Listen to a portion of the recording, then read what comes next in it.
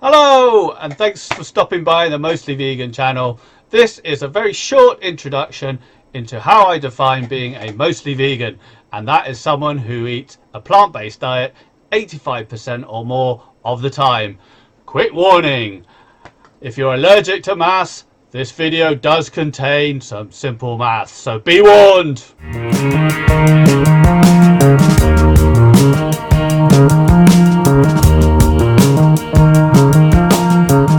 So, quick definition before we get going. Instead of saying meat, dairy, eggs and seafood all the time, I'm just going to condense it to say edible animal products, or EAPs for short.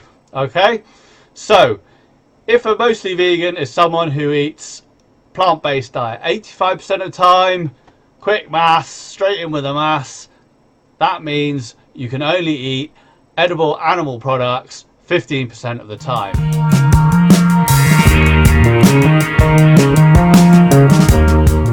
So where does the 85% figure come from? Well, in a recent EAT Lancet report, they give figures that show that if we really want to improve the sustainability of our eating habits and to be healthy, then we need to be getting about 86% of our calories from a plant-based diet. So I've just rounded that down to 85 because I'm a nice guy. I want to give you a break. Also, it's just a nicer number to work with. If you're interested, here is a diagram of what a mostly vegan diet would look like according to the EAT Lancet report. And here is a table that shows it in calories, and if you take out all the edible animal products on this chart and add them up and make a percentage out of them, they come out at about 14%. I'll be doing a full video on the EAT Lancet report, as I think it needs to be gone into in a bit more depth, so stay tuned for that one. Another way of looking at 85% is to work from the other side and to think, maybe say you have 3 meals a day, 7 days a week, that's 21 in total. Another thing to point out is that obviously on your plate of food every day, it's very rare that all of it is going to be EAPs, and a significant proportion of your plate is going to be plant-based. So let's say an average meal is between 50 and 30% edible animal products. Say you have about 6 of your meals in the week contain edible animal products. Another way of getting to the 85% is this way. So in this example, you have a slightly higher proportion of meat per meal, or maybe on your plate you only have about 40% edible animal products, but you do drink a lot of milk and use other edible animal products during the week, so it kind of brings that average up to about 50%. So we've got 6 meals a week out of 21 possible meals, and those meals are about half meat, or added with the milk that you consume, it's about the same as saying a half, and that comes out at about 15%. So 100 minus 15 again gets you to the 85% vegan threshold. Shall we look at one final example that gets you above the 85%? I know you're loving this maths. So here on the screen, what you're seeing is someone who only eats 3 meals a week with EAPs in. So that's 3 out of 21 possible meals are non-vegan. But even those meals, a very low proportion of edible animal products in them, say 30%. So that gives about 7% proportion of your food is coming from EAPs, and that gives you a fairly high vegan value of 93%.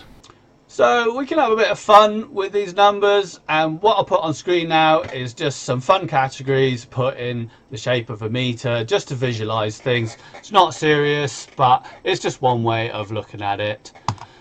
So what I'm saying here is like 0 to 25%, you're barely omnivorous and you obviously hate animals for some reason and hardly have any vegetables in your meal. Good luck with your health. Anything up to 60%, I mean, you're still having at least half of every meal contains meat, so it's still a very high amount of meat. So you're still a carnist in my books. Anything above 60%, you got a slightly healthier meal, maybe count you as a slightly vegan. Anything between 70 and 85%, you're quite vegan. You're only getting your calories from edible animal products at least like maybe just once a day. And of course, anything above 85% I'm defining as mostly vegan. And there is a fun little category between 99.9 and 100% where you're only accidentally non-vegan, and that's where you eat something and you suddenly realize it's got animal products in it. Just out of interest, some beers do use isinglass, which is a fish product, to clear the beers out. You can find meat products in some sugars, and of course there's broccoli. Just kidding. There are a small amount of products out there that do use eggs and milk for binding, and often you'll find that at 3% on the ingredients package at the back. I think things are getting better in this sense, and things like Corn are bringing out fully vegan versions of their products. So that's it really.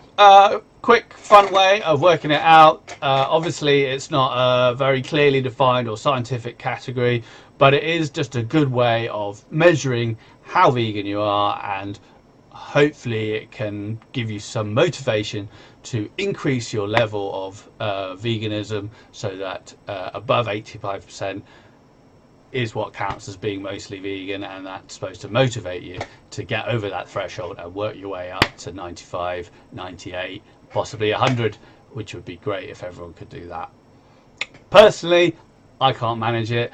I've started out about 75%, maybe went up to 85. I'm currently now around 93, 95%. I eat meat maybe once every 2 weeks, usually if I go out or I'm traveling, and the vegan alternative is just too depressing to contemplate. And occasionally I have a treat on my birthday. Yo sushi seems to be my Achilles heel. Otherwise, generally go out to vegan restaurants, and if you go to a good one, then the food's just as good. So there you are. There's my quick video on how to work out if you're mostly vegan or not. If you liked it, please subscribe and like the video as well. Come and join us on Facebook, and obviously there is the forum on the website where you can come and have a discussion as well. Till the next video, love you, bye!